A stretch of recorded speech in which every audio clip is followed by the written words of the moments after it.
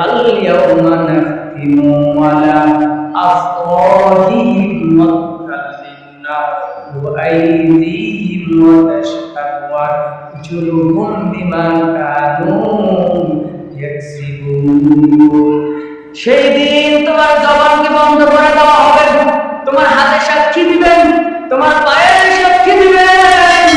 ও বান্দা শুনে রাখো, সেই দিন তোমার আমল থাকা সত্ত্বেও তুমি কোনো পার পাবে না যদি ভালো আমল করতে পারো, নেক আমল করতে পারো।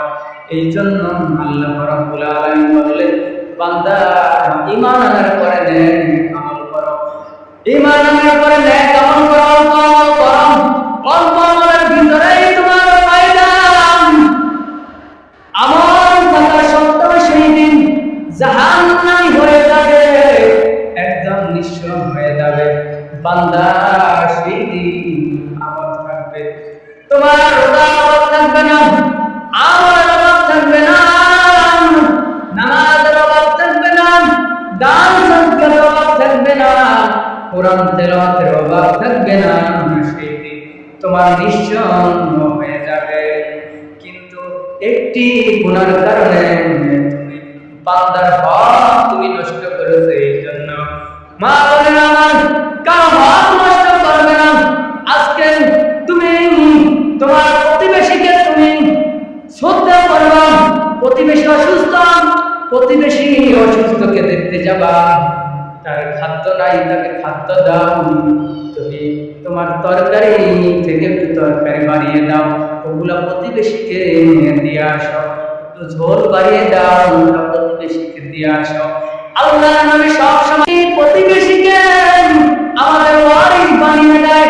এই জন্য প্রতিবেশীর জন্য তোমরা তোমাদের সাধ্যমতো তোমাদের হক খেতে, তোমাদের যেই হক তোমরা আদায় করেছ, ফুফুর খবর নিবা, আত্মীয় খবর নিবা, বাবার খবর নিবা, শ্বশুর শাশুড়ির খবর নিবা, আর তোমরা ভাইয়ের খবর নিবা, আমার খবর নিবা।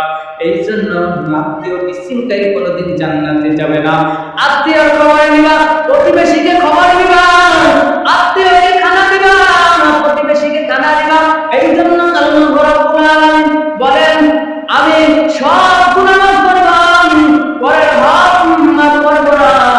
এই জন্য প্রতিবেশীর হকের ব্যাপারে আল্লাহ রাব্বুল আলামিন এত কঠোর হয়ে গেছে। সেই দিন তোমার আমলের অভাব থাকবে না, তোমার রোজার অভাব থাকবে না।